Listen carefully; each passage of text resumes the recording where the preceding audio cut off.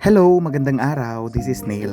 I'm working in Jeddah. Thanks God for another day, and after work kailangan natin mag-prepare ng food. Today's menu, meron ako ditong dalawang malalaking talong. Ginayat ko lang ito into cubes. Maglalagay din ako dito ng isang kamatis. Mag-dice din ako dito ng isang onion. Then magluluto na tayo. Bawang at sibuyas, pinagsabay ko na dyan. Ilagay na natin yung kamatis. Next is our eggplants cube. And then I put turmeric para mas maganda yung color niya at saka patis. Haluin lang natin para mag-corporate yung mga pampalasa. Next is magic sarap, and then I put a little bit of water. Takpan muna natin hanggang maluto. For additional protein, maglalagay muna tayo dito ng tofu, and then imekos-mekos na natin yan. I added a little bit of water kasi parang kulang yung nilagay ko kanina. On the other hand, meron ako ditong mga tofu.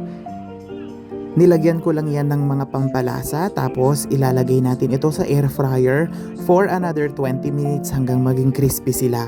So, tinikman ko siya, tapos kulang pala ng pampaalat, so I added another patis. For the final touch, ilalagay na natin dito yung scrambled egg, and then pwede na to. At bago kami kumain, nag-set aside muna ako ng baon natin for today. This is our lunch, and hindi muna ako lalabas sa ngayon. Dito muna ako sa sasakyan lunch. Masarap pala siya with tomato ketchup.